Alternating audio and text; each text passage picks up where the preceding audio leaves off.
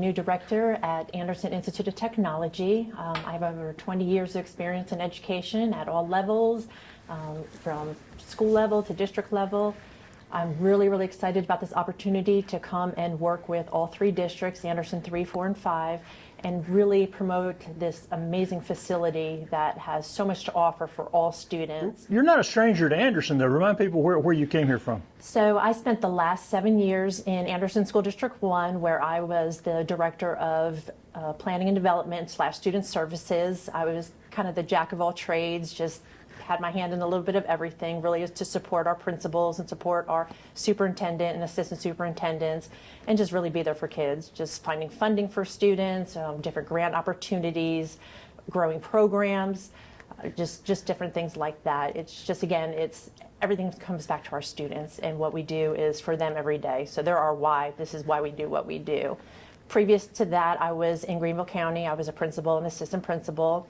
My teaching background is special education, so I'm very passionate about teaching students with special needs, especially to be able to be contributing members of society and standing on their own 2 feet, and again, not being excluded for disabilities, that they need to, even the playing field a little bit, either with accommodations or specialized instruction. But I'm just very, very passionate about all students. What made you interested in this job, this Anderson Institute of Technology? Well, what is interesting is that when I was in high school, my mother owned a salon, and I wanted to go to the Career Center to get my cosmetology license, but I was an honors student, so we were told, that's not for you, you don't go to the Career Center. So, went to college after I graduated, but then, because we owned the salon, so I did go back and get my cosmetology license, but I had to do it after, pay for it on my own after I graduated high school. And what I love about it is the fact that it's not an either or, where it's college and career readiness. It doesn't mean that if you go to the Career Center, you're just gearing towards just a career. It's still for college going students as well. I mean, I have a doctorate degree, but I have a cosmetology license, so it doesn't have to be an either or, and I find that very, very important. The second thing is just the non-traditional setting for students. Not all students, again, with a special ed background, I've worked in alternative schools, not every student is capable of finishing a traditional education. It's about relationships and about getting students interested in different areas. What keeps them in school? See, that's our jobs, is to create the path, and there's paths that could be 100 different pathways. And for us to create those individual pathways for our students to want to be successful, to want to try different things. And four-year college may not be that. And it may be after they finish our programs here, they do go on to a four-year college. It's really opening opportunities. When I was in Anderson 1, we were researching different programs for starting an ag program, which we started at Palmetto High School. And one thing that really was just eye-opening is we went down to BHP High School, because they have a standing program there, excellent program. And we were in the classroom, and there was a young man sitting in the corner. There wasn't a class going on, and just kind of asked the teacher about why is he in here, and he's like, this is where he feels safe. This is where he feels at home. This is where he feels he belongs. He doesn't, he just stays and he helps me out, even though he doesn't have to be here. And again, that's that outlet for a child who may not have been successful in a traditional setting, but also is learning the skills so they can be contributing members of society once they graduate from high school. But it's also giving a safe place. It's all about those relationships that people can build and continue with our students to make sure that they're successful. And if we could change that one child's life, imagine on a whole scale of what we can do for students who maybe don't feel that traditional school is the right fit, they feel a little out of place, or just want to learn more about specific skills. Like, I look at our facility, and this is an amazing facility. I invite people to come and see the great things going on here. But I even know for my own son that Mr. Lyons, who does he does like our movie production, broadcasting.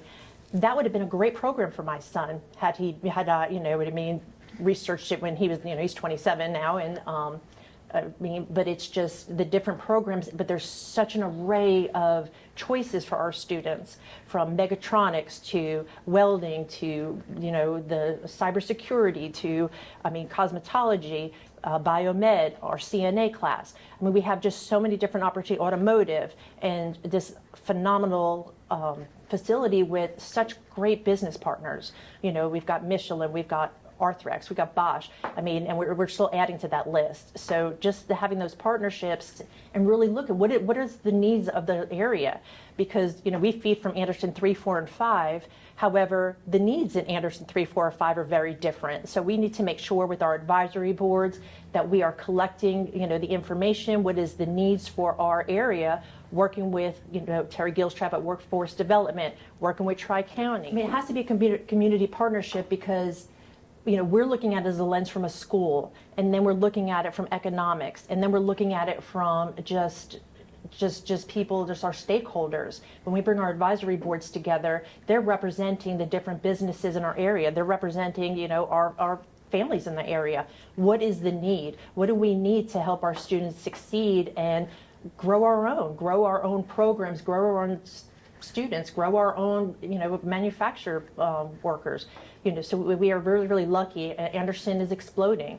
I mean, look at, you know, in the Pendleton area, all, you know, Arthrex coming, you know, a few years ago, and TTI, and we're just really, really exploding in the manufacturing, and we have to be able to keep up with those needs for the job market to ensure our students have jobs, and that we want to bring industry here so we can help them fill those jobs. I've talked to the superintendents, and they've all said really nice things about you. Do you think there's something to be learned from the students working with kids from the different schools and different districts all working together here? Oh, absolutely. You know, we can talk pedagogy, we can talk about, you know, state standards, which are all very, very important. But the number one thing students need to do to be able to succeed in, you know, in post-secondary school is get along with others. And not everyone's going to be the same as you. So I think those soft skills, working on communication skills, working on, hey, how do we collaborate? How do we work together in teams? I think that is one of the biggest factors for our students, that they have that edge because they're working with not necessarily the same students they went to school with all their lives. They have, you know, students from, you know, Pendleton High School, Crescent High School, TL Hanna, West Side High School. So it's just that they're learning that, hey, these districts do things a little different. It's not just the same way. And those skills are just invaluable for our students to be successful. And I know you probably spent a lot of time with the outgoing director and the first director here. Did he talk to you about some of the accomplishments for this past year? I know coming out of COVID, this was a pretty pivotal year. Yes. I did speak to Dr. Couch. What a vast amount of knowledge he has. I mean, CTE is just that's his baby. I mean, he did so much and continues to do so much for our program statewide. We just were featured in this news article, the $74 million. I don't remember the name of the actual news article, but that was towards the end while Dr. Couch was here, and it did highlight, you know, everything we have going on here. You know, we continue to build our partnerships. We just got named distinguished Project Lead the Way School for this current year. I mean, this year that just passed. So that's 3 years running. We've had students. We have 100% passage rate for our cosmetology students.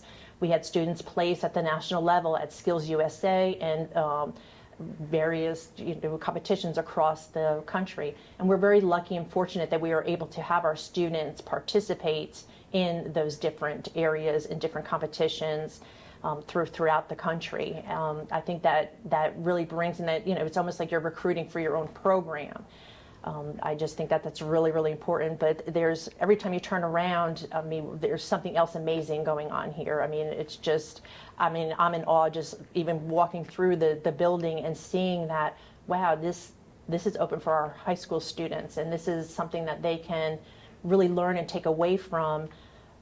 I mean, just if in our CNA class, I mean, it looks like an emergency room in there, and just that hands-on experience. We can sit in a classroom all day, but without that hands-on work-based learning, internships, I mean, that's where people learn. Like us being principals, directors, superintendents, we may have got our certifications in school, but we learn on the job. We learned here, and I mean, the same thing for our students. So I'm very passionate about us offering those opportunities to all students. What are the most popular programs? I mean, are there limited slots to some programs, or? Yes. So we try to limit, and as CTE, we try to limit to 20 students per class. And based on the percentages, we have certain slots for Anderson 5, which feeds 2 high schools to us, and then Crescent and Pendleton. So we have a percentage of how many we fill the slots. Our health science, biomed classes, our CNN classes are, really, really full. We just had to hire a part-time teacher to assist, so our instructor can help with the clinical piece, because of the clinicals, only 8 students at a time can be on a clinical rotation. So, we have to have another instructor in there. Cosmetology, and really automotive. We continue our welding program. They all have waiting lists, and we're just trying to fill those. You know what I mean? Put the slots on, and we, Miss Cathay, who is our Director of Student Services, does an excellent job communicating with the 4 schools to seeing, okay, if this person drops, who should we put in their place? So it's not, we're always making sure that we are having the programs that kids need or kids want, that if there is a slot available, that we're just not sitting on them, that we're being very proactive in filling them, because we want kids to be here and kids want to be here. Most of those programs you just mentioned, kids can graduate and go straight to work and do pretty well. They take the test and everything here, right? The certification. Is that how that works? Yes. Not all. We try to have some sort of certification in all of our programs. But for example, like cosmetology, if you finish the required amount of hours and you sit for the license exam, which we assist our students with, then you can get a job working in a salon, right from there. Automotive has quite a few certification areas, and that depends on really, that's student-led, where if they want to go for 10 certifications in the different areas, or they just want to go for a couple. But we do offer those, those programs. Lots of times we just put like OSHA certifications that really cover a lot of, cosmetology has certain parameters for that, and it's connected to the state curriculum at the Department of Education, what certification areas, and we look at, as a school, as an administrative team, of, okay, so what certification areas can we bring in that will give, hit most of the students for, okay, so they can have something when they're leaving school, not just necessarily a license or we just want them to have at least another certification area, it's, to just be a little bit more desirable in the workplace, and just to have, just more opportunities. And how many students will y'all have this fall? So this fall we will have, because we run a morning and an afternoon program. The morning program is typically our level 3s and 4s, so those are our returning juniors and seniors, and we should have close to about 300 students for the first semester in the morning. And then in the afternoon, our PM sessions typically are 1s and 2s, so those are students brand new to our program, trying out different programs. We should have close to about 300 or so. So overall, we kind of figured we're going to have about 1,360 so odd students come through here on duplicated for this school year, which is an increase in our population, which is fantastic. And I know you've met with the board and everybody. What are some of the goals for the year here? Some of the goals are definitely, even for myself, is really establishing that communication, my partnerships with local businesses, local stakeholders, the 3 superintendents, the different school districts, the different schools. I really feel that by building partnerships and having that open line of communication can really help us thrive and get even to that next level. I'm just really passionate that people see what's going on here, and that, because a lot of people assume things, and I welcome anybody into our building. Come see what we're about, come see what we have. Even the programs that we are offering, I want kids to start coming in younger, just not in 8th or 9th grade. Get the elementary kids in here, get them to see, get them that hands-on experience, for different things. So that was definitely the goal. And also just really just being visible in the community, being a part of, Rotary Club, Chamber of Commerce, working with workforce development.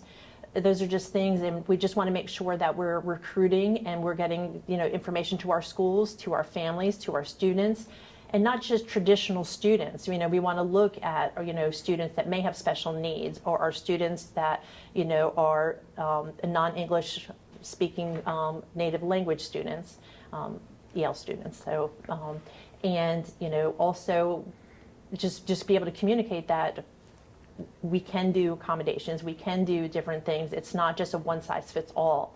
We are willing and we want to work with the non-traditional populations to show them that, hey, they can come to your school here too. Are there any new programs this year? No, we do not have any new programs this year.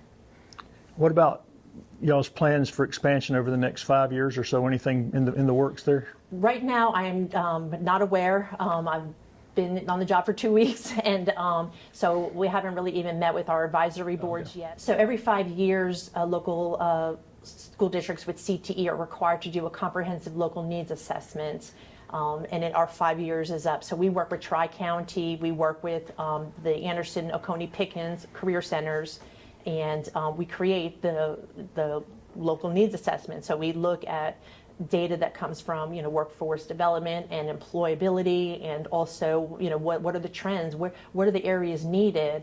And again, areas needed may be different in Star Iva rather than downtown Anderson, so we have to take that into consideration on what are the needs for industry or the different programs. So we're going to continue to look at that, and again, a lot of information from our stakeholders, including our students. What programs do they want to see? We just want to make sure that the programs that we choose are, will be viable in our area, that students can get a job afterwards, and that are really helping our local economy. I mean, that's really what it's about, just growing our own. Like if Anderson County Economic Development brought in a particular company that had needs, they would work with you guys to provide training for it, is it? Yes, we have a lot of partnerships, which is fantastic. For example, we just had 2 of our instructors come back from Siemens training, which through a grant through Dodge was able to help us pay for that. And it's very in-depth training. I can say that our instructors work all year round. Everybody's involved because they're looking to improve their craft. They're looking to learn more. All through the summer, involved in all different types of training. And as we know that the world is evolving, you got AI coming down, you have electric vehicles, things like that, where that these are areas that we may want to tap into. We want to stay ahead of the game. But I mean, you can't go anywhere without having some type of AI show up. I mean, you can't. So just that is one area that I think in a lot of our programs that we are going to continue to do more research on, and how can we bring that to our programs, and not just an isolated program, but it's really across the board.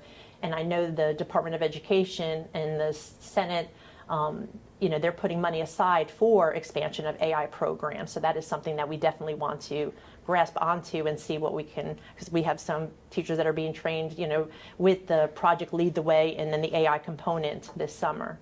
So how that's going to look going forward, we don't know, but we are very open to whatever we can do. Does that make it challenging to recruit teachers? Because let's say in a traditional classroom, if you taught history or math or English or something, there's not the profound fast forward technology at work there. Is it harder to recruit teachers here? I would say yes, because we're looking for individuals with a specific skill set who have industry experience, but also we're still in education. So, we try to recruit, and this is a great situation for people who don't want to work, every week and have, work weekends and things like that. The schedule is really conducive for people who want to spend more time with their family, who want to travel. And there's pros and cons. We have to make sure that the people that we are bringing in our building, because most of them are non-traditional educators, so there's still that education component that we just want to make sure that we're supporting for working with students. And it could be that pedagogy, or it could be the curriculum standards, where people may have that industry knowledge but need some assistance in those areas, and vice versa. So I think that once we have our instructors, and we have excellent instructors here, I've met so many wonderful and so passionate about students, passionate about their programs, growing their programs, community partnerships. We have to make sure that we are supporting them, so they want to continue to be with us and grow the programs with us. It's collaboration. It's our building. It's our program, and they're an integral part of growing what we are here at AIT. And you mentioned in part of your background special education. How important is it for special population students to have a seat here? Well, I mean, we want all students to be afforded the opportunity to get either an education that is relevant to either life skills or what can they do once they graduate from high school. And we certainly don't want any area to get in the way of that. However, we have to make sure that we're taking everyone's individual IEP and looking at their accommodations and placing them appropriately in, which as per their individual IEP. Tell people what that is. Oh, I'm sorry. An IEP is an individual educational program. Every student who receives special education services will have an IEP. And what that is, it's a focus on goals and objectives, focus on really what the areas of needs are for the student and how we're going to address those needs, current functioning, and then really setting a plan in place of either accommodations, which is for students. So say they have a reading disability that they may need tests read to them. We can do those accommodations. We just have to be very cognizant of not modifying curriculum, because that's changing curriculum. And with our certification areas, we're just not able to modify curriculum, but we can certainly accommodate, for students. But that's why it's really important to look at those IEPs, look at the needs, and to match them up with the appropriate programs that they can be successful in. And this building is ADA accessible throughout, correct? Yes, sir. Yes. Yep. And the same thing for 504s. You have special education, and then you have 504 plans, where special education is specialized instruction, where a 504 usually has something medical tied to it, impedes a student's academic success. So, the students with 504s, have accommodations as well that, we follow, and we communicate with our teachers and help them support and how that can look in the classroom. You mentioned integration in the community. I think one of the things that helped raise the visibility in the last couple of years is the Touchdown Club meeting out here. Y'all have some other folks that meet in y'all's auditorium as well, is that? Mm-hmm. Oh, yes. If you looked at our schedule right now, we are filling up. But yeah, I think the Touchdown Club starts again next week, I think, or either this Friday or next Friday. They start coming in. And we've had, today it's pretty quiet, but we have had events here every day for the last week and a half. And just looking at the calendar, we have events, pretty much almost every day going up until, I don't even know when. I haven't even looked that far out. But it's good. It's good because we want people to see, this beautiful building, it was created with the penny sales tax, and it's just really, it's for us to give back to the community for, what they did to help us create this space. And, with Dr. Couch's vision and, the three superintendents at the time, and just really their forethought and their vision going forward. Now it's all coming to fruition, and it's just an amazing facility. And you said communication is going to be a priority. What are some of the communication outlets y'all use to try to let people know? Well, definitely social media. We definitely want to communicate through social media, but also nothing beats that face-to-face communication. So even having some open houses or people to come in for different events to really see what's going on, and just really being available at different events, the Chamber of Commerce and things like that. Anytime I have a 3 or 4 minute elevator pitch that I can, promote our facility and our programs and our students, I want to take the opportunity to do that. And again, just ensuring we're saying the same message. One thing, I'm grateful and very blessed. I have a very strong administrative team. And just together with our collaboration, we know that we can just really continue to take AIT into just the next level.